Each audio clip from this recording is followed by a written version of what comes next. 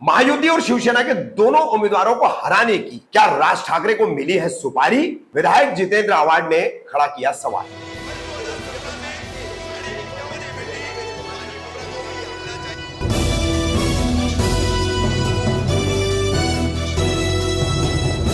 रफीक कामदार Hindustani reporter में आपका स्वागत है।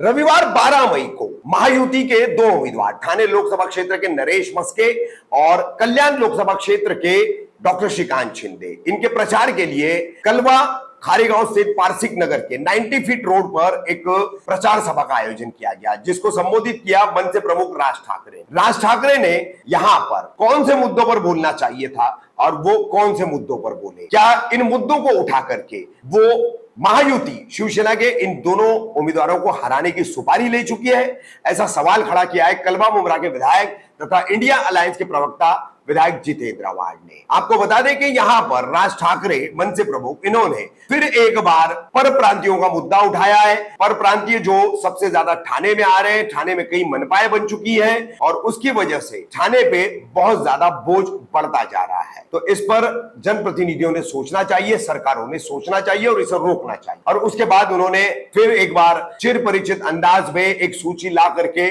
मुमरा को निशाना बनाया, आतंकी कार्रवाइयों का गढ़ बताया।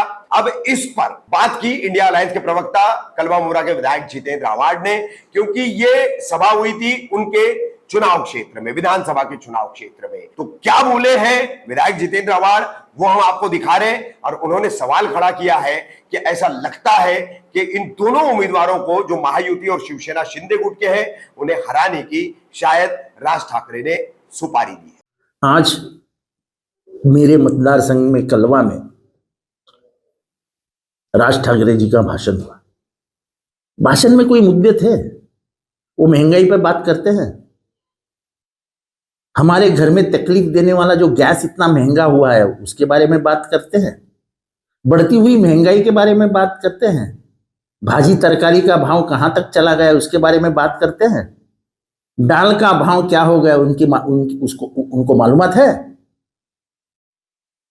भ्रष्टाचार की क्या अवस्था है, कितना परिसीमा पे चरम पे चला गया है भ्रष्टाचार, उसके ऊपर बात करते हैं, भूखे मरने के लाले पड़ गए हैं उसके ऊपर बात करते हैं, देश में गरीबी कितनी बढ़ रही है उसके ऊपर बात करते हैं, देश के 84% परसेंटेज नौजवान बिना काम के हैं, बिना नौकरी के हैं, ये अंतरराष्ट्रीय संगठन बोल रही है, उसके बारे में बात करते हैं?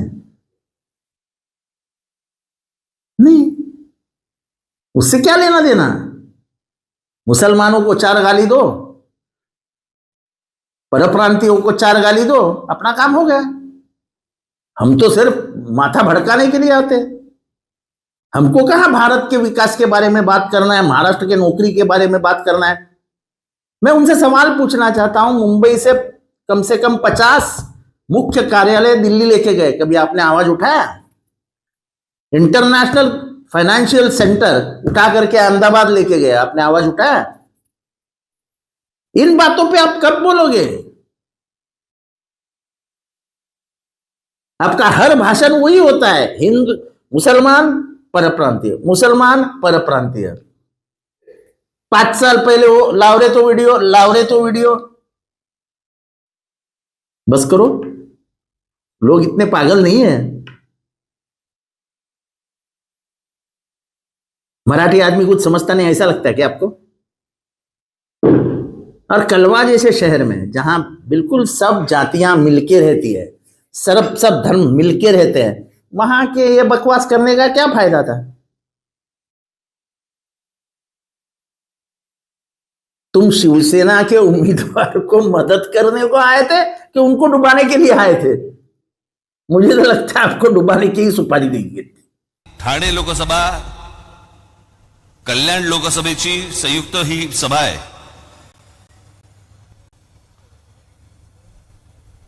मी गेले अनेक वर्ष सांगतोय की आज या देशामधनं वेगवेगळ्या राज्यांमधनं जी लोक येत आहेत महाराष्ट्रामध्ये,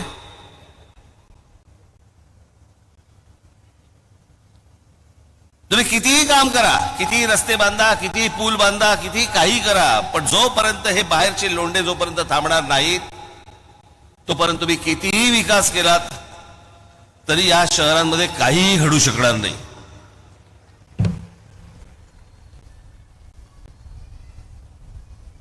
आज खासदार श्रीकांत शिंदे असतील आणि भविष्यातले होणारे खासदार नरेश म्हस्के असतील, उद्या त्यांनी किती फंड आणले, काही आणलं. मी खास करून ठाणे जिल्ह्याबद्दल बोलतोय. मला वाटत नाही भारतामध्ये, संपूर्ण भारतामध्ये, कदाचित जगात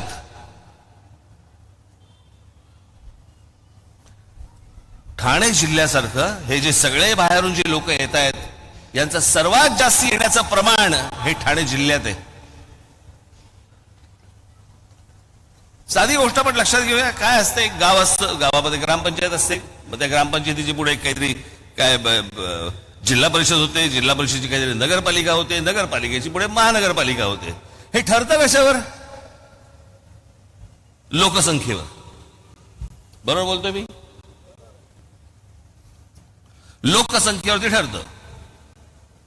मुंबई उपनगर जिल्हा किती महानगरपालिका आहेत? 1.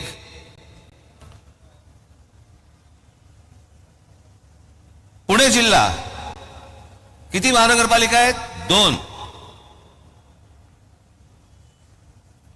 पुणे तुम्ही कुठच्याही महानगरपालिका, संभाजीनगर काढा, नागपूर काढा, नाशिक काढा, तुम्ही कुठच्याही महानगरपालिका काढा, लोकसंख्येनुसार 1 महानगरपालिका आहे जिल्ह्याला.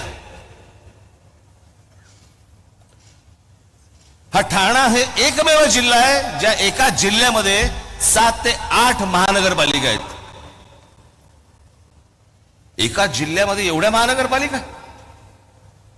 इकडच्या लोकांनी तर लोकसंख्या वाढवली नाही. म्हणजे जे प्रमाण बाहेरून येण्याचं आहे हे प्रमाण सर्वात जास्ती हे ठाणे जिल्ह्यामध्ये आहे. ठाणे महानगरपालिका, नवी मुंबई महानगरपालिका, कल्याण डोंबिवली महानगरपालिका, मीरा भाईंदर महानगरपालिका, भिवंडी महानगरपालिका, त्याच्यात अजून कुठे राहिल्या? उल्हासनगर महानगरपालिका, वसई महानगरपालिका, अंबरनाथ महानगरपालिका. एका जिल्ह्यामध्ये इतक्या महानगरपालिका, म्हणजे विचार करा या जिल्ह्यामध्ये माणसं आली किती आणि येत आहेत किती.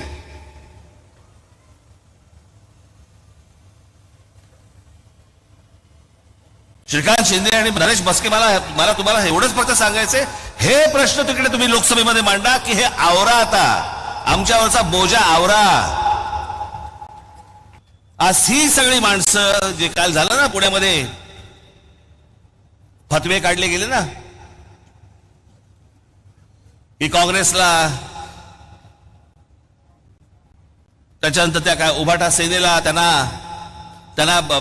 फतवे काढले की यांना मतदान करावं, मुसलमानांनी मतदान करावं. का? कारण गेल्या 10 वर्षामध्ये वाह्यातपणा करायला डोकं वर काढायला मिळालं नाही. तळमळतात, आतून तडफडतायत की जर डोकं वर काढलं आणि चेचलं तर. आणि त्याच्यासाठी म्हणून यांचे हे सगळे पाठिंबे सगळे सुरू आहेत ह्याला देण्याचे. या देशाच्या सुरक्षेचा प्रश्न आहे.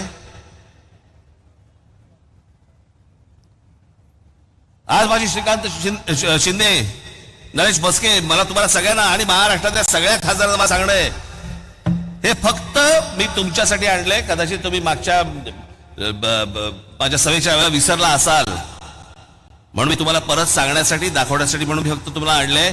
हे मी तुम्हाला जे दाखवतोय हे फक्त एका मुंबऱ्यातलंय. मी महाराष्ट्राचं बोलतच नाही, ठाणे जिल्ह्याबद्दल बोलत नाही, महाराष्ट्र बोलत नाही की देश बोलत नाही, फक्त मुंबऱ्याबद्दल ही गोष्ट तुम्हाला सांगतोय.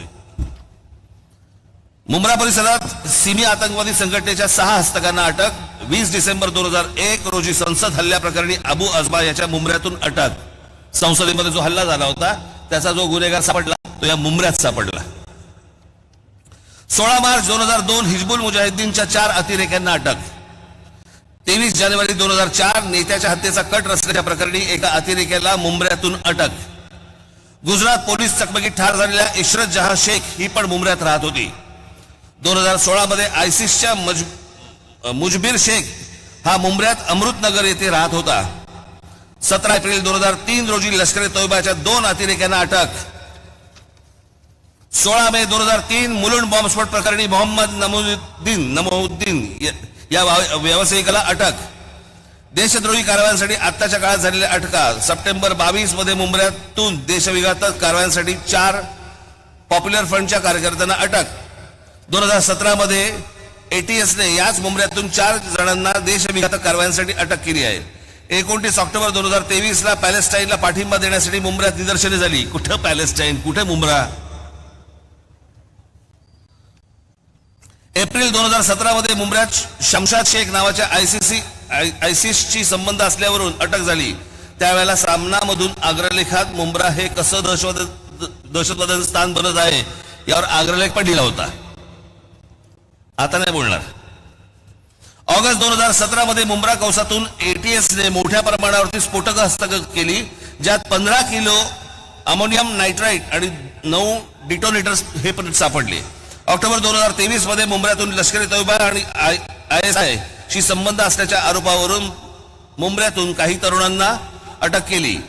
टाटा इन्स्टिट्यूट ऑफ सोशल सायन्सेसच्या 2014चा एक अहवाल आहे, टाटा इन्स्टिट्यूट, ज्यात मुंबऱ्यातील वाढती गुन्हेगारी मुस्लिम नेटो करून कसे राहत आहेत यावर चिंता व्यक्त केली आहे. या अहवालातील मुद्दे ड्रग्ज आणि देशविघातक कारवायांमध्ये गुंतलेल्यांमध्ये इथे महिला मुली यांचं रोजचं आयुष्य धोक्यात आहे. हे सगळं आपल्या आजूबाजूला चालू आहे. मी लांबची गोष्ट सांगत नाही तुम्हाला. आज माझ्या समोर इतक्या माता भगिनी समोर बसलेल्या आहेत. कोण तुमची रिक्षा चालवतंय, कोण तुमच्या गाड्या चालवतंय, कोणाबरोबर बसताय, कोण तुमच्या बाजूने चाललेला आहे, काही सुरक्षेचा विषयच नाही. आणि सगळ्या अशा परिस्थितीमध्ये जर समजा गेल्या 10 वर्षामध्ये एक गोष्ट जर समजा असेल की जर समजा त्यांना वाटत असेल की नाही आपण जास्ती डोक्यावर काढलं तर आपण चेचले जाऊ, हे चेचले जाऊ नये म्हणून आपण काँग्रेसला पाठिंबा दिला पाहिजे. हे काय प्रकारचं षडयंत्र सुरू आहे ना, ही गोष्ट पाहणं तितकीच महत्वाची आहे. माझ्या आमदार खासदार नगरसेवकांना माझं सांगणं आहे, तुम्ही सतर्क असले पाहिजे. तुम्ही या लोकांकडे सतत गांभीर्याने पाहिलं पाहिजे. याच्यामध्ये कधीही चांगला मुसलमान भरडला जाणार नाही याची देखील दक्षता तुम्ही घेतली पाहिजे. पण या सगळ्या गोष्टी करत असताना देशविघातक ज्यावेळेला शक्ती ज्यावेळेला अशा प्रकारे ज्यावेळेला कुठे कुठे काम करत असतात त्यावेळेला आपल्या लोकप्रतिनिधींचं तिकडे लक्ष असलं पाहिजे. विकासाबरोबरच सुरक्षा हा देखील तितकाच महत्वाचा विषय आहे. तो मला असं वाटतं येणाऱ्या भविष्यातल्या या सर्व मंडळी हे आपापले सगळे मतदारसंघ चांगल्या पद्धतीने सांभाळतील या एका अपेक्षेसाठी म्हणून मी आजची ही सभा घेतलेली आहे. आज मी श्रीकांत यापुढे, नरेश या,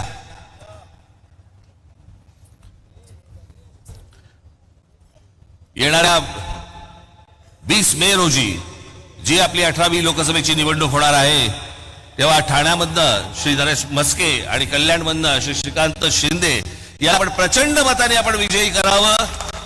आज जे मी काही सांगितलंय त्यातला अजून पुढचा भाग हा मी त्यांच्यावर बसून बोलीन, पण त्यांच्याकडनं योग्य काम होईल ही अशा अपेक्षा बाळगतो आणि आपल्या सर्वांची मी रजा घेतो. धन्यवाद.